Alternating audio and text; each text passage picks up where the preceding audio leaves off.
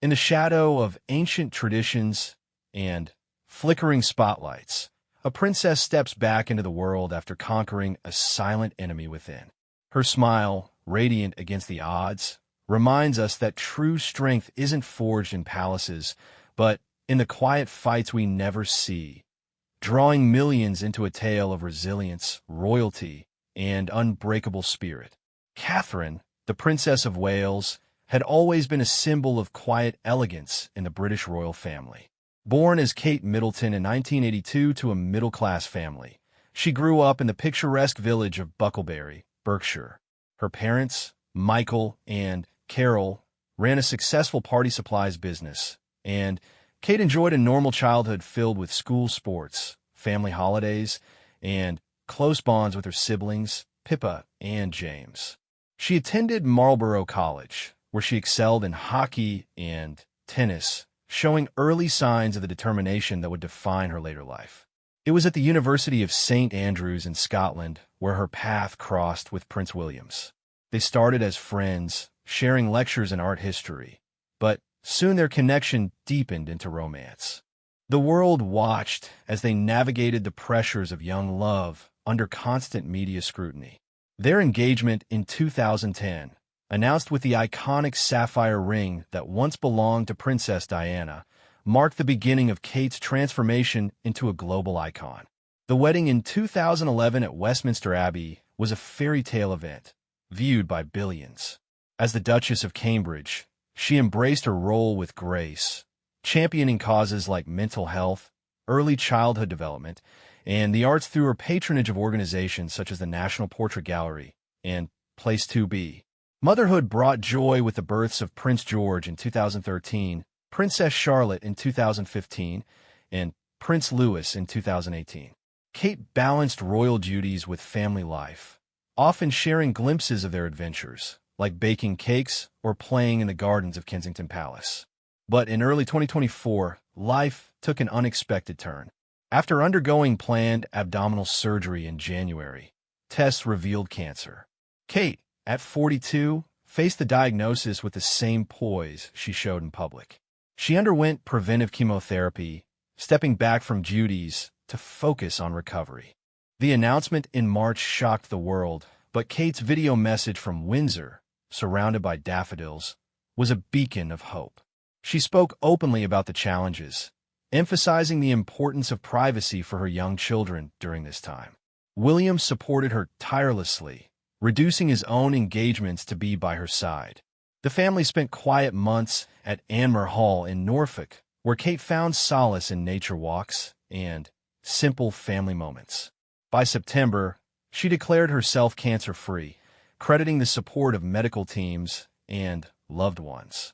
This period tested her resilience, teaching her to appreciate life's fragility. As autumn approached, whispers in royal circles hinted at her return to public life, with the Festival of Remembrance emerging as the perfect moment to reappear. It was an event close to her heart, honoring military sacrifices, a cause intertwined with the monarchy's history. As November 2024 drew near, Catherine felt a mix of nerves and excitement about attending the Festival of Remembrance at the Royal Albert Hall. This would be her first major public outing since completing chemotherapy, a step toward reclaiming her role. In the weeks leading up, she worked closely with her medical team to ensure she was strong enough. Gentle yoga sessions and short walks in the crisp autumn air helped rebuild her energy. At home in Adelaide Cottage, she discussed the event with William, who encouraged her every step. "You've got this," he said, reminding her of the inspiration she could provide to others facing similar battles. Preparations for the outfit began early. Kate wanted something respectful yet empowering, adhering to the event's somber black dress code. She chose a bespoke black coat dress by Alessandra Rich, a designer she favored for its timeless cuts. The piece featured a structured silhouette with a white frill collar that added a touch of softness, symbolizing hope amid mourning. Tailors adjusted it meticulously to fit her post-treatment frame, ensuring comfort without compromising elegance. Accessories were selected with care. 3 poppy brooches pinned to her left side, representing remembrance for the fallen. Most poignant were the pearl earrings and necklace that once belonged to Princess Diana, a subtle nod to her late mother-in-law's legacy of compassion. Kate practiced pinning her hair into a sleek chignon, knowing the look would convey quiet strength. Behind the scenes, the royal household buzzed with activity. Security teams coordinated with the British Legion, organizers of the festival, to manage crowds and media. Kate reviewed the program's highlights: performances by military bands, readings from veterans, and tributes to conflicts past and present. She felt a deep connection, having visited troops and supported military families through her work with the RAF and Army. On the eve of the event, she shared a quiet dinner with her family. George, Charlotte, and Louis hugged her tightly, their innocent questions about the big haul lightening the mood. "Mummy will wave to everyone," she promised, tucking them in. As she lay awake that night, thoughts swirled. The weight of public expectation, the joy of returning, and gratitude for her health. This appearance wasn't just about duty. It was a personal milestone, proving to herself that life could bloom again after the storm. Dawn brought resolve. She was ready to step into the light, her spirit unbroken. The evening of November 9th, 2024, arrived with a chill in the London air as Catherine and Prince William made their way to the Royal Albert Hall. The iconic venue, with its grand dome and red brick facade, stood as a beacon of British heritage. Crowds gathered outside, waving flags and holding signs of support, their cheers echoing as the royal car pulled up. Kate emerged first, her black coat dress catching the flash of cameras. The garment hugged her figure gracefully, the white collar framing her face like a halo. Her makeup was subtle, soft pink lips and a touch of eyeliner that highlighted her warm brown eyes. The pearl earrings swayed gently as she waved, drawing gasps from onlookers who noted the Diana connection. Inside, the hall was alive with anticipation. Velvet seats filled with dignitaries, veterans in medals, and families of the fallen. Kate and William joined King Charles, Queen Camilla, and other royals in the royal box, overlooking the stage adorned with poppies and dim lights. As the event began, the Royal British Legion's orchestra played solemn tunes, setting a reflective tone. Kate sat poised, her hands folded in her lap, absorbing the atmosphere. She exchanged quiet words with Camilla, who offered a reassuring smile, acknowledging the shared understanding of public life post-illness. The program unfolded with moving segments. A choir of service members sang hymns, evoking memories of world wars. Veterans shared stories of camaraderie and loss, their voices steady yet emotional. Kate's eyes glistened during a tribute to modern conflicts, thinking of the soldiers she'd met. At one point, a young cadet recited a poem about sacrifice, and the audience fell silent. Kate applauded warmly, her poppy brooches glinting under the lights.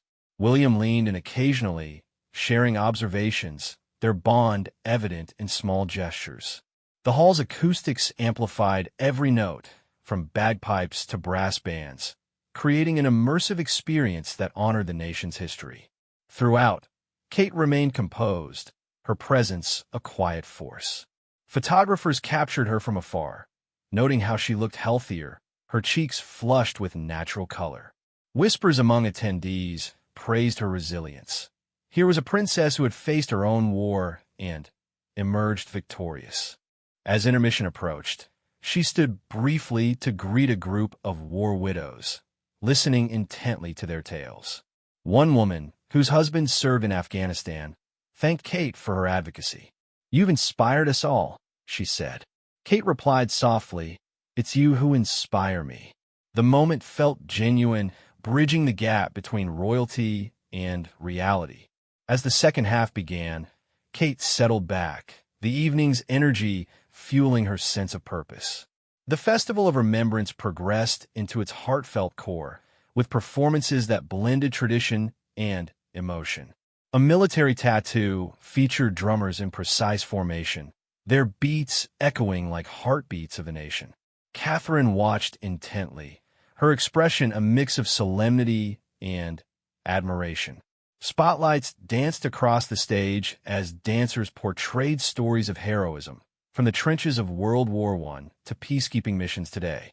One segment highlighted women's roles in the armed forces, resonating deeply with Kate, who had championed female empowerment through her initiatives. During a poignant silence for the fallen, petals rained from the ceiling, thousands of red poppies fluttering down like gentle snow. The audience, including Kate, stood in unity, the symbolism stirring collective grief and pride. She placed a hand over her heart, feeling the weight of the moment. William glanced at her, his eyes full of support, knowing this return was as much about healing as honoring. Later, Tom Jones performed a stirring rendition of I Vow to Thee, My Country, his voice filling the vast space. Kate swayed slightly, moved by the lyrics of sacrifice and love.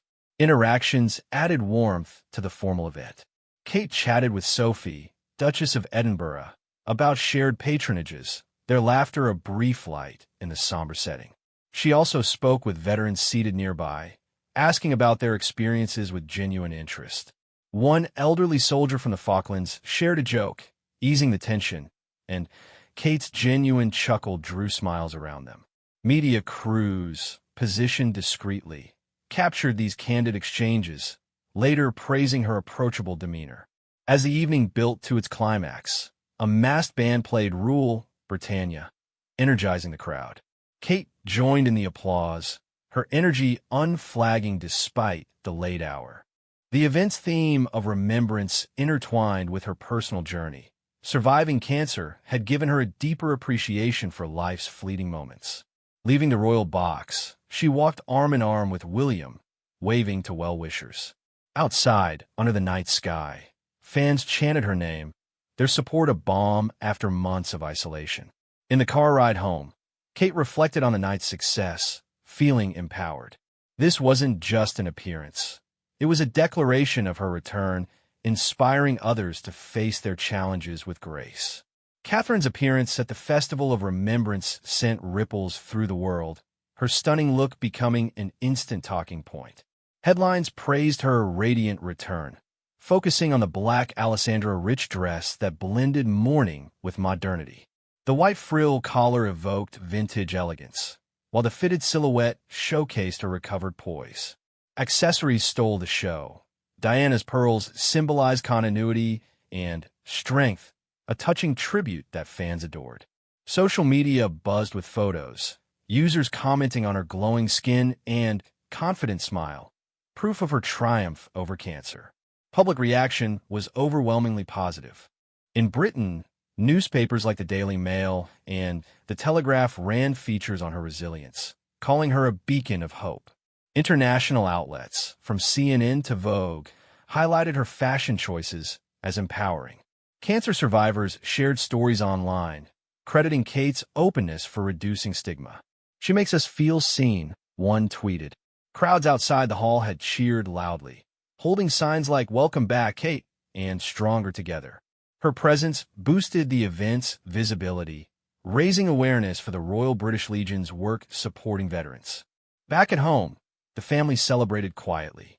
William prepared her favorite tea, and the children drew pictures of the big red hall. Kate scrolled through messages of support, touched by the outpouring.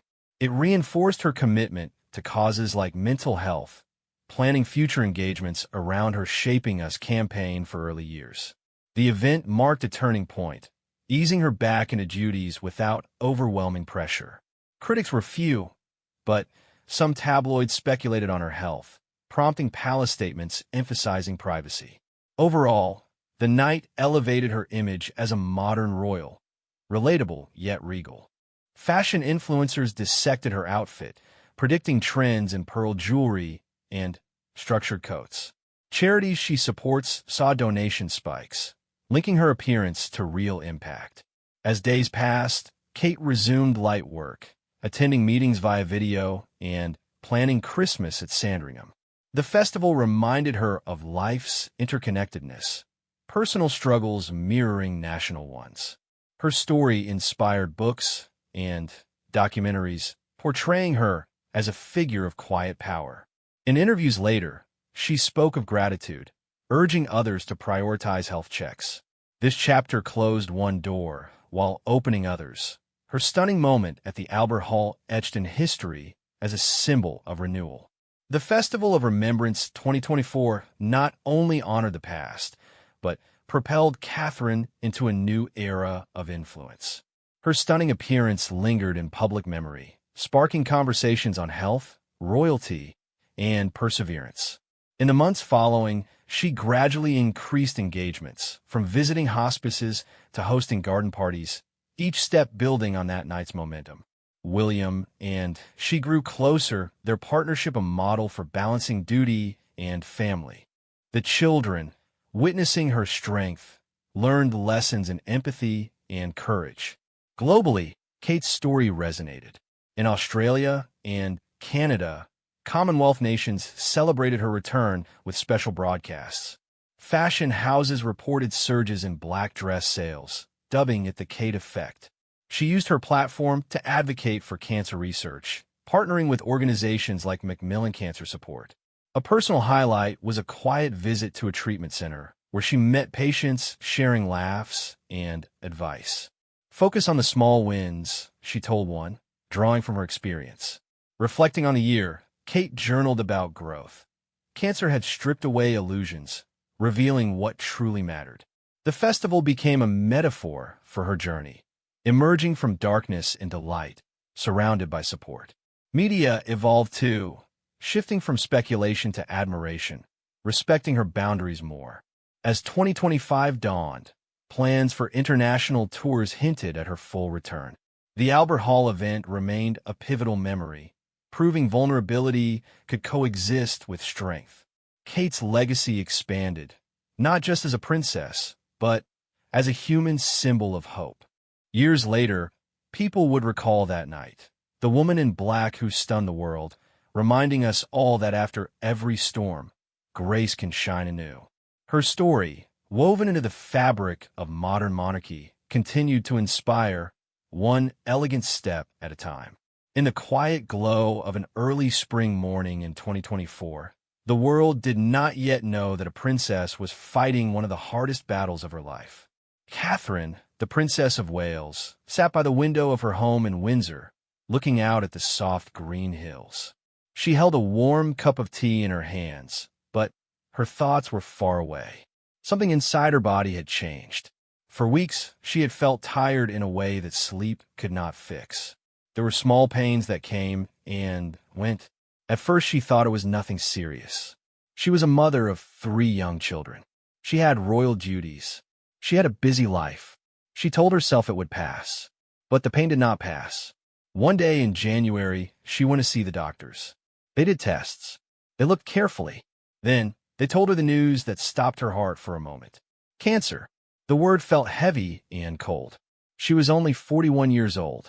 She had always been healthy. She ran. She played with her children. She smiled for cameras. She met people who needed hope. Now the doctors were talking about surgery and treatment. They said it was found early. They said there was a good chance. Still, the word cancer stayed in her mind like a shadow. Catherine did not cry right away. She listened to every word the doctor said. She asked questions in a calm voice. When the appointment ended, she walked out into the cold January air. The sky was gray. She felt the wind on her face. For a few minutes, she stood still, breathing slowly. Then, she got into the car and went home to her family. Prince William was waiting for her. He had taken a day off from his work. When she walked through the door, he looked at her face and knew before she spoke. They sat together on the sofa in their private sitting room. The children were at school. The house was quiet. Catherine told him everything. William listened without interrupting. His hand held hers tightly. When she finished, he pulled her close. They stayed like that for a long time. No words were needed. They both understood that life had just changed forever. That night, they talked for hours. They decided to keep it private for as long as possible. The children were still so young. George was 10. Charlotte was 8. Louis was 5. They did not want fear to touch their days yet. Catherine wanted to protect their childhood. William agreed. They would tell the children only what they needed to know when the time was right. For now, the palace would say she had abdominal surgery. Nothing more. The surgery happened soon after. It was planned. The doctors removed what they needed to remove. Catherine stayed in the hospital for a short time. When she came home, she felt weak. Her body needed rest. She spent most days in bed or on the couch. William brought her soup and tea. He read stories to the children at night so she could sleep. The house felt different. The usual laughter was softer. The children asked why Mummy was tired all the time. Catherine smiled and said she was getting better from an operation. They believed her because children trust their mothers. Weeks passed. Catherine tried to walk in the garden every day. At first, she could only go a few steps. Her legs felt heavy, but she kept trying. She watched the flowers push through the soil. She thought about how nature keeps going even after hard winters. It gave her hope. She started to eat better foods. Fresh fruit, vegetables, warm broths. She drank water all day. She listened to her body. Slowly the strength came back, little by little. Then came the news she had feared but expected. The tests after surgery showed cancer cells. The doctors recommended chemotherapy. Preventive chemotherapy, they called it, to make sure nothing was left behind. Catherine nodded. She did not argue. She knew this was the path to being well again. She asked how long it would take. They said months. She asked about side effects. They were honest. Hair loss, tiredness, nausea, weakness. She listened to every detail. Then she thanked them and went home to prepare. Chemotherapy started in late February. Catherine went to the hospital in secret. The car had dark windows. Security was tight. No one outside the family and close staff knew. Each session lasted several hours. She sat in a quiet room with soft lights. A nurse put a needle in her arm. Cold liquid moved through her veins. Sometimes she felt sick right away. Sometimes the sickness came later. She carried a small bucket just in case. William came with her when he could. He held her hand. He told her jokes to make her laugh. Even when she felt awful, she tried to smile for him. At home, the days blurred together. Mornings were the hardest. She woke up feeling like her body was made of stone. Getting out of bed took effort. Some days, she could not do it. She stayed under the covers and let the tears fall quietly. She did not want anyone to see. But William always knew. He would sit beside her and rub her back. He never said empty words like, "Everything will be fine." Instead, he said, "I am here. We will get through this together." Those words meant more than promises. The children sensed something was wrong. They became extra gentle. Louis brought her drawings of flowers. Charlotte read picture books aloud in a soft voice. George asked if he could help make lunch. Catherine let him. She watched him spread butter on bread with serious care. It made her heart full even when her body felt empty. These small moments kept her going. Catherine decided to tell the world herself. She did not want rumors to grow. She did not want people to guess and worry. In the middle of March, she recorded a short video. She sat on a wooden bench in the garden at Windsor. Daffodils bloomed behind her. The sun was gentle on her face. She wore a soft gray sweater. Her hair was still there, but she knew it might not stay. She looked straight at the camera and spoke from her heart. She said she had cancer. She explained about the surgery and the treatment. Her voice was steady but warm. She thanked the medical team. She thanked her family. Most of all, she asked for privacy. She said her children were young. They needed time to understand. She ended by saying she was getting stronger every day. She hoped to be back at work soon. Then she smiled. It was not a big smile. It was a real one, small and brave. When the video was released, the world stopped for a moment. People watched it again and again. Social media filled with messages. Get well soon. You are not alone. We are praying for you. Strangers cried in their homes. Cancer survivors wrote long posts about their own journeys. They said her words helped them feel less afraid. Newspapers wrote gentle headlines. The Sun said, "Brave Kate." The Times called her an inspiration. Even people who did not follow the royals felt touched. She had shown that sickness does not care about titles or crowns. It comes to anyone. Inside the palace, the mood was quiet but strong. King Charles had his own health battle with cancer. He and Catherine talked often on the phone. They shared tips about treatment. They laughed about the strange side effects. It brought them closer. Queen Camilla sent flowers and books. Other royals sent cards and small gifts. The family became tighter. They leaned on each other more than ever. Catherine used the quiet months to think. She thought about her life before. The rush of events. The flash of cameras. The pressure to always look perfect. Now she saw how small those things were. What mattered was breathing, holding her children, feeling the sun on her skin, hearing William laugh. She started a small journal. Every night she wrote 3 things she was thankful for. One entry said fresh air. Louis singing a silly song. William kissing my forehead. Another said warm blanket. No nausea today. Birds singing outside. She also thought about what she wanted when she returned. She did not want to go back to the same fast pace. She wanted to choose her work carefully. She wanted to speak more about health, about early checks, about mental strength, about asking for help. She knew her story could help others. Not because she was a princess, but because she was a person who had been scared and kept going. Spring turned to summer. The chemotherapy sessions continued. Catherine lost her hair. She felt strange at first when she looked in the mirror, but she did not hide from it. She wore soft scars at home. Sometimes she went without anything on her head when it was just family. The children touched her smooth scalp with curious fingers. Louis said it felt like a peach. They all laughed. That laughter was medicine. By late summer, the treatment ended. The doctors did new scans. They smiled when they saw the results. No signs of cancer. Catherine was in remission. The word felt like sunlight after long rain. She cried then, not from sadness, from pure relief. William held her as the tears fell. They stayed in the doctor's office for a while, just breathing in the good news. When they got home, Catherine walked straight to the garden. She stood barefoot on the grass. She closed her eyes and felt the earth under her feet. She whispered thank you to the sky. Then she called the children. They ran to her. She hugged them all at once. She told them Mummy was better now. They cheered and jumped. That night, they had ice cream in the kitchen. No plats, just spoons straight from the tub. It was the happiest mess they had made in months. Catherine knew the road was not over. Follow-up checks would continue. Her body still felt weak sometimes. But the worst part was behind her. She started to walk longer distances. She played short games with the children. She laughed more easily. Color came back to her cheeks. Her eyes looked brighter. As autumn arrived, she began to think about returning to public life. The Festival of Remembrance was coming in November. It was an important event. It honored soldiers and their families. It was close to her heart. She had supported military causes for years. She talked to William about it. He said if she felt ready, she should go. It would be a beautiful way to step back into the world.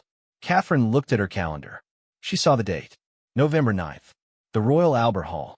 She pictured the Grand Hall. The poppies. The music. The people in uniform. She felt a small spark inside her chest. Not fear. Excitement. She wanted to be there. Not just as a princess, but as someone who had faced darkness and come through. She started small preparations. Light exercise. Healthy meals. Rest when she needed it. She spoke to her stylist about clothes. She wanted something simple but strong. Black for respect. Something that felt like her. She also thought about her hair. It was growing back slowly. Short and soft. She decided she would wear it as it was. No weak. No hiding. She wanted to be real.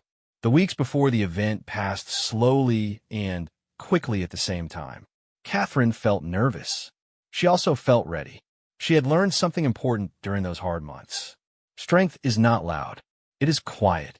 It is showing up even when you are afraid. It is smiling when your heart is heavy. It is loving your family through every storm. On the morning of November 9th, she woke early. The house was still dark. She made tea and sat by the window again. This time the sky was clear. Stars were fading into dawn. She thought about the year behind her. Surgery, chemotherapy, fear, love, recovery. She felt different now. Not weaker, deeper, more sure of what mattered. She dressed carefully. The black coat dress fit perfectly. The white collar looked soft against the dark fabric. She pinned 3 poppies to her chest. She put on the pearl earrings and necklace that had once belonged to Princess Diana. They felt warm against her skin, like a quiet blessing. When it was time to leave, she hugged her children. They waved from the door. William took her hand as they walked to the car. He looked at her and said, "You look beautiful. Not just outside. Inside, too." She squeezed his hand. "Thank you for carrying me through this," she said. He smiled. "We carried each other." The car drove through the gates. London waited ahead. The Royal Albert Hall waited. The world waited. Catherine took a deep breath. She was not the same woman who had sat by this window in spring. She was stronger. She was grateful. She was ready to step back into the light. And so on that November evening in 2024, Catherine, the Princess of Wales, began the next chapter of her story. A story not of fairy tales, but of real life, real pain, real courage, real hope. The car moved smoothly through the London streets on that chilly November evening in 2024. Catherine sat in the back seat next to William. She looked out the window at the passing lights. Street lamps glowed yellow against the dark sky. People walked quickly on the pavements wrapped in coats and scarves. Some carried umbrellas, even though no rain fell yet. The city felt alive and busy as always. But inside the car, everything was calm. William held her hand. His thumb moved gently over her knuckles. It was a small thing he did when she felt nervous. She squeezed back. "Thank you," she whispered. He smiled without words. As they came closer to the Royal Albert Hall, the crowds grew thicker. People stood behind barriers holding phones and small flags. Some had signs that said, "Welcome back, Catherine," or "We love you, Kate." When the car slowed down, the cheers started. Loud and warm. Catherine felt her heart beat faster. She took a slow breath. William looked at her. "Ready?" he asked. She nodded. "Yes, let's do this." The car stopped right at the entrance. A red carpet waited under bright lights. Security men in dark suits stood at attention. One opened the door for Catherine. She stepped out first. The cool air touched her face. Cameras flashed like small storms of light. She smiled. Not too big, just enough to show she was happy to be there. She waved once with her gloved hand. The crowd cheered louder. William stepped out next. He stood beside her. They walked forward together, step by step, slow and steady. Catherine felt every eye on her. She knew what people were looking for. Signs of weakness. Signs she was still sick. But she stood tall, her shoulders back, her chin up. The black coat dress moved softly with each step. The white frill at the collar caught the light. It looked clean and fresh against the dark fabric. The 3 poppy brooches on her chest shone red. They reminded everyone why they were all here tonight. To remember, to honor, to say thank you to those who served and sacrificed. They reached the doors. Inside, the hall felt warm after the cold outside. The air smelled of polished wood and fresh flowers. Ushers in uniforms bowed slightly. Catherine and William walked through the grand entrance. Marble floors, high ceilings, golden details on the walls. The Royal Albert Hall was old and beautiful. It had seen so many important nights. Tonight was one more. But for Catherine, it felt special in a different way. This was her first big public moment after months of being away. After months of fighting in silence. They climbed the wide stairs to the royal box. Other family members were already there. King Charles sat in the center chair. He looked thinner after his own health problems, but his smile was kind when he saw Catherine. He stood up slowly. "Welcome back, my dear," he said. His voice was soft. Catherine leaned in and kissed his cheek. "Thank you, Papa," she answered. Queen Camilla was next. She hugged Catherine gently. "You look wonderful," she whispered. Catherine smiled. "Thank you. It's good to be here." They all took their seats. The royal box had the best view. Red velvet chairs. A low balcony railing. Below them, the main floor was full. Rows and rows of people. Many wore medals on their chests. Veterans. Families of soldiers. Young cadets in neat uniforms. Everyone dressed in black or dark colors. The mood was serious, but not sad. It was respectful, full of quiet pride. The lights dimmed a little. A soft bell rang. The program began. First came the entrance of the standards. Flags from different services carried by men and women in uniform. They marched slowly down the center aisle. The audience stood. Catherine stood too. Her hand rested lightly on the railing. She watched the flags pass. Union Jack, Royal Navy, Army, Air Force. Each one told a story of bravery. She thought about the men and women who carried those flags in real battles. Far from this safe, warm hall, when the flags reached the front, the national anthem started. Everyone sang, God Save the King. Catherine s'inquiétait. Her voice mixed with thousands of others. William sank beside her, his voice strong and clear. When it ended, the audience sat down. Catherine felt a small wave of emotion. Not tears, just a deep feeling inside. She was part of something bigger tonight. The first speaker came to the stage, a young soldier who had served in recent years. He spoke about his friends, some who came home, some who did not. His words were simple, no big speeches, just honest truth. Catherine listened carefully. She thought about her own fight. It was different. No bullets, no explosions. But fear was the same. Waiting for news, hoping for good results. She understood that kind of courage. Next came music. A military band played. Drums rolled like gentle thunder. Trumpets called out clear notes. The sound filled the huge hall. It bounced off the walls and ceiling. Catherine closed her eyes for a second. Let the music wash over her. It felt like strength coming back into her body. She opened her eyes and saw William watching her. He gave a small nod, like he knew what she was feeling. Then a choir walked onto the stage. Men and women in uniforms. They sang a hymn, Abide with Me. The words were old and familiar.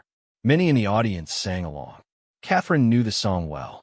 She had heard it at funerals, at memorials. Now it felt personal. Abide with me. Fast falls the eventide. The darkness deepens. Lord, with me abide. She sang softly, her voice almost lost in the crowd. But she meant every word. During the song, she looked down at the people below. An older woman wiped her eyes with a tissue. A young boy in cadet uniform stood straight and proud. A man with one arm missing saluted when the flag passed again. Catherine felt connected to all of them, not because she was royal, but because she had known her own hard days. She had known what it was like to feel weak, to wonder if tomorrow would be better. And here she was, still standing, still smiling. After the hymn, there was a poem. A girl no older than 12 read it. Her voice was clear and strong. She spoke about poppies growing in fields where battles happened. Red flowers from red blood. From loss came beauty. The girl finished. The hall was silent for a moment. Then applause. Not loud, gentle, respectful. Catherine clapped too. She felt proud of the young girl, proud of everyone in the room. The program moved on. More music, more stories. A video played on big screens. Old black and white pictures from the World Wars. Then, color pictures from more recent fights. Soldiers laughing together, helping each other, coming home to families. Catherine watched every frame. She thought about William. He had served in the military. He knew these feelings. She reached over and touched his arm. He looked at her. His eyes said everything. They had both been through battles. Different kinds, but battles all the same. Halfway through the evening, there was a short break. People stood up to stretch. Catherine stayed seated for a moment. She felt tired. Not bad tired, just the kind that comes after sitting still for a while. William leaned close. Do you need water? He asked. She shook her head. I'm fine. Just taking it all in. King Charles turned to her. How are you feeling? He asked quietly. Catherine smiled. Good. Really good. It's nice to be out again. He nodded. You've done well. Very well. She felt warm inside. His words meant a lot. During the break, some guests came to the royal box. A group of veterans. Medals on their chests. Faces lined with years. One man about 80 years old walked up slowly with a stick. He stopped in front of Catherine. Your Highness, he said. His voice was rough but kind. I just wanted to say thank you for everything you do and for being here tonight. Catherine stood up. She took his hand gently. No, thank you, she said. Thank you for your service. The man smiled. His eyes were wet. He patted her hand. You're a fighter too, he said. I can see it. Catherine felt a lump in her throat. She nodded. Yes, we all are in our own way. The man moved on. Another veteran came. A woman this time. She had served in the Navy. She told Catherine about her daughter, who was also fighting cancer. She's inspired by you, the woman said. Catherine listened. She asked questions.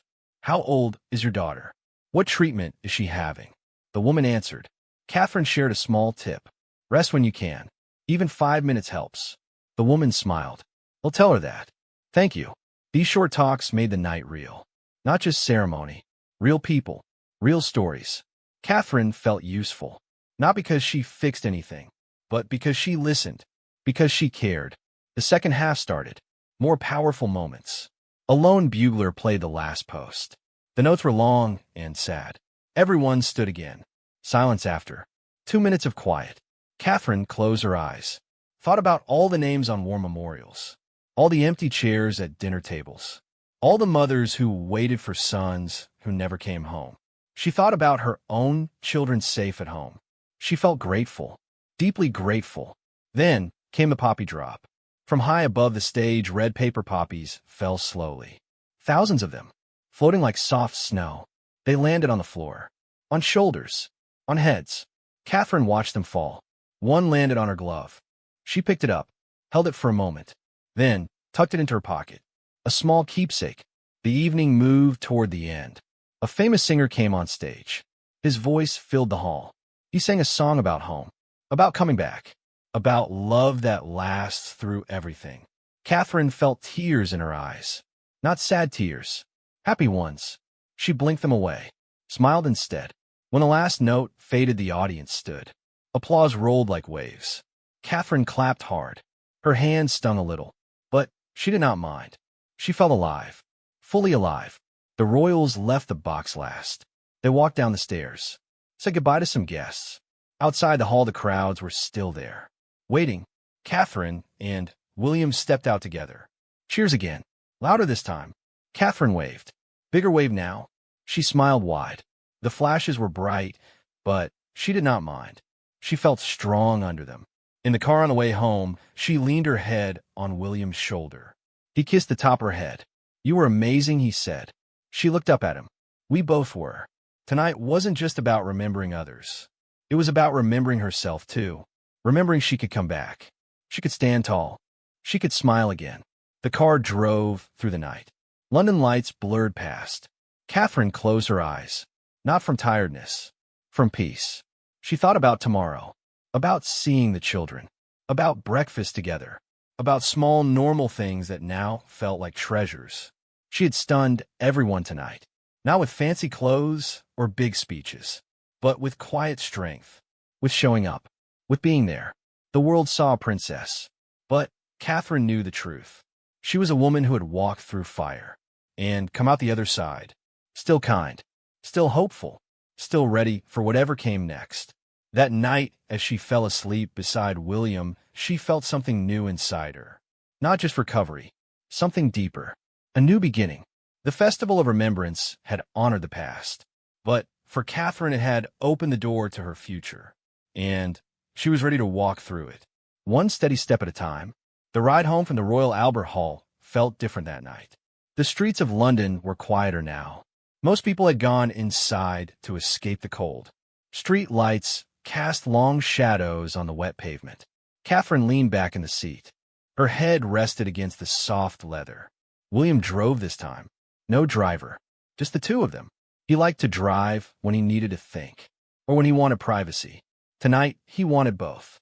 Catherine watched the city lights slide past the window. Each flash reminded her of the cameras earlier. The cheers. The waves. She still felt the warmth of those moments in her chest, like a small fire that refused to go out. She turned to William. His face was calm in the glow of the dashboard. Thank you for tonight, she said softly. He glanced at her. For what? For believing I could do it. For holding my hand when I was scared. He reached over and squeezed her knee. You did it all yourself, love. I just stood beside you. They did not talk much after that. Words felt too small for what they both felt. When they reached Adelaide Cottage, the house was dark except for one light in the kitchen. A nanny had stayed late. She met them at the door with a quiet smile. The children are asleep, she whispered. They had a good day. Catherine thanked her, said good night. Then she and William walked upstairs together, their footsteps soft on the carpet. In their bedroom, Catherine took off her coat dress slowly. She hung it carefully in the wardrobe. The fabric still held the faint smell of the hall. Polished wood, flowers, fresh air from outside. She stood in front of the mirror in her slip, looked at herself. Her hair was short now, dark waves that just touched her shoulders. It had grown back softer than before. She ran her fingers through it, smiled at her reflection. For the first time in months, she liked what she saw.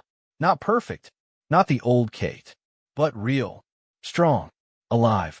William came up behind her, wrapped his arms around her waist, rested his chin on her shoulder. They looked at each other in the mirror.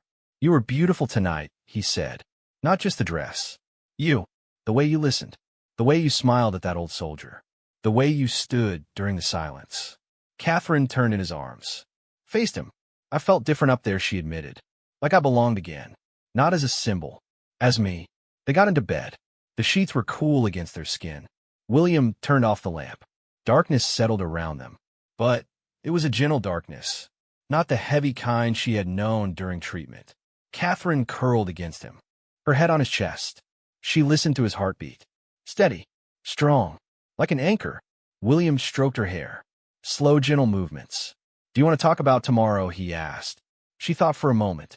Tomorrow felt big, full of small steps back into normal life. The next morning came bright and clear. Sunlight poured through the curtains. Catherine woke first. She lay still for a while, let the quiet wrap around her. Then she heard small feet in the hallway. Louis pushed the door open. His hair stuck up in every direction. "Mummy," he said in a sleepy voice. "Are you home?" She sat up, arms open. "Yes, darling. Come here." He ran and jumped onto the bed, wrapped his arms around her neck. "You were on the telly last night," he said, "with all the soldiers." Catherine laughed softly. "Were we loud?" He nodded. "Very loud, but good loud." Charlotte and George came in next. They climbed onto the bed, too, a pile of warm bodies and sleepy smiles. They asked questions all at once. Did you see the poppies fall? Was the music nice? Did anyone cry? Catherine answered each one, patiently, happily. She told them about the young girl who read the poem, about the bugle that played so sadly, about how everyone stood together in silence. The children listened with wide eyes. George said, "I want to be a soldier one day." Catherine touched his cheek. "You can be whatever you want, sweetheart, as long as you are kind." Breakfast was simple. Toast, jam, fruit, tea for the grown-ups, milk for the children. They ate at the kitchen table. Sun streamed across the wood. Catherine felt hungry in a good way. Real hunger, not the careful kind from treatment days. She ate 2 pieces of toast, drank her tea slowly. Watch her family. This moment felt like a gift. Nothing fancy, just together. After breakfast, William took the children to school and activities. Catherine stayed home. She had no plans, no meetings, no events, just space. She walked in the garden. The air was crisp. Leaves crunched under her boots. She sat on the bench where she had filmed her cancer message months ago. The daffodils were gone now, but the roses still bloomed, red and pink against the green. She closed her eyes, breathed deep, felt the sun on her face. Her phone buzzed. Messages poured in. Friends, family, staff, even strangers who found ways to reach her. Most said the same thing. "You looked so strong last night. You gave us hope." One message came from a nurse who had treated her. It was short. "Proud of you. Keep going." Catherine read it twice. Tears came. Happy tears. She wiped them away. Typed back. "Thank you. Your care made this possible." The days after the festival passed in a gentle rhythm. Catherine did not rush. She knew her body still needed time. Mornings were for slow walks. Afternoons for reading or drawing with the children. Evenings for family dinners. William cooked sometimes. Simple things. Pasta, roast chicken, stir fry. They ate at the table. No phones, just talk and laughter. One afternoon, Catherine decided to visit a small charity she supported. It helped children with serious illnesses. She did not announce it. No cameras, just her and one staff member. She drove herself, parked quietly, walked in through the back door. The staff greeted her like an old friend. No fuss. She spent 2 hours there, sat with the children, listened to their stories, played games, colored pictures. One little girl about Charlotte's age showed her a drawing of a princess. "This is you," she said shyly. Catherine looked at the picture. A girl in a black dress, with short hair, smiling. She hugged the child. "Thank you," she whispered. "It's beautiful." When she left the building, she felt lighter. Not tired. Useful. She had given something small, but it mattered. On the drive home, she thought about how far she had come. From lying in bed, too weak to move, to sitting with children who needed hope. Life felt full again. News about her appearance kept coming. Newspapers printed photos. Good ones, not sneaky ones. Headlines said Catherine shines at Remembrance. Princess returns with grace. Social media filled with kind words. Videos of her waving, of her listening to veterans. People shared their own cancer stories. Tagged her, said she gave them courage to speak. Catherine read some of them. Not all, just enough to feel connected. She did not reply to everything, but she felt grateful, deeply grateful. King Charles called one evening. His voice sounded stronger now. He had finished his own treatment. They talked for a long time. About health, about family, about the future. He said something that stayed with her. "You have a gift, Catherine. Not just beauty or poise. You have the gift of making people feel seen. Use it wisely." She promised she would. As December came closer, Catherine started planning Christmas. The family would go to Sandringham, like always, but this year felt special. She helped the children make decorations. Paper chains, painted baubles. They laughed when paint got on their noses. William joined in, made a mess with glitter. The house smelled of pine and cinnamon. Catherine baked biscuits, shortbread, gingerbread. The children stole pieces when she wasn't looking. She pretended not to notice. One evening, she sat by the fire with William. The children were in bed. The room was warm, soft light from the flames. She looked at him. "Do you remember last Christmas?" she asked. He nodded. "You were so tired. We didn't know why yet." She smiled sadly. "I thought I was just busy. Turns out I was sick." He took her hand. "And now look at you. Here, whole, stronger than before." They talked about the year, the fear, the waiting, the love that carried them. Catherine said something she had not said out loud before. "I was afraid I wouldn't see another Christmas with them." William pulled her close. "But you are here, and there will be many more." She rested her head on his shoulder. Believed him. Christmas Day came bright and cold. Snow dusted the ground at Sandringham. The family walked to church together. Catherine wore a red coat. Simple, warm. She held Louis' hand. George and Charlotte walked ahead with William. Inside the church, the air smelled of candles and evergreen. The service was short, full of carols. Catherine sang with all her heart. Silent Night.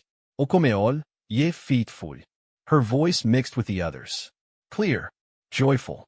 After church, they opened presents. Small ones, thoughtful ones. Catherine gave William a leather journal. "For your thoughts," she said. He gave her a necklace, a small diamond pendant. "To remind you how bright you shine," he told her. The children got books, toys, clothes. They played outside in the snow, made a small snowman. Catherine joined them, threw soft snowballs, laughed until her sides hurt. That night, after dinner, the family sat together. Fire crackling, lights on the tree twinkling. Catherine looked around the room, at her husband, her children, her in-laws, felt a deep peace. This was what mattered. Not titles, not crowds, just love. Simple, real, strong. The new year arrived quietly. No big parties, just family. A small toast at midnight. Catherine kissed William under the mistletoe, whispered, "Happy New Year, my love." He kissed her back. To many more she answered. January brought new plans. Catherine met with her team, talked about work. She wanted to start slow. A few visits, a few speeches, nothing too much. She chose causes close to her heart. Early childhood, mental health, cancer support, military families. She wanted her work to mean something, not just fill a calendar. Her first public event after the festival was small. A visit to a hospital. She met nurses, doctors, patients. One woman in a bed thanked her. "Your video last year helped me tell my kids," she said. Catherine sat beside her, held her hand. "I'm glad," she replied. "We are all in this together." Word spread. People saw her out again, smiling, active, healthy. The public welcomed her back, not with wild cheers, with quiet support, like old friends happy to see you. Catherine kept learning about herself. She noticed small things now. How good sunlight felt, how precious a full night's sleep was, how much a child's hug could heal. She wrote in her journal every night. 3 things. Always 3. Simple. Honest. One entry read, "Sun on my face." Lewis laugh. William saying, "I love you" before sleep. Another read, "Walk without pain." Good coffee. Message from a stranger saying thank you. Life moved forward. Not fast. Steady. Catherine walked each day with purpose. Not to prove anything. Just to live. Fully. Gratefully. The months turned into seasons. Spring came again. Flowers bloomed. Catherine planted some herself. Roses. Lavender. Herbs. She worked in the dirt. Felt the earth under her nails. Loved it. Summer brought family holidays. Beach days. Picnics. Long walks. William taught the children to sail a small boat. Catherine watched from the shore. Smiled at their shouts of joy. Autumn returned. Leaves turned gold and red. Catherine thought about the festival again. 1 year later. She felt different now. Not just recovered. Changed. Deeper. Kinder to herself. More patient. She knew the road never really ended. Checkups continued. Life continued. But she was ready for whatever came. With William beside her. Children around her. Family behind her. And a quiet strength inside her that no one could take away.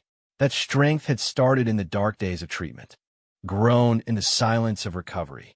Shone bright at the Royal Albert Hall. And now it carried her forward.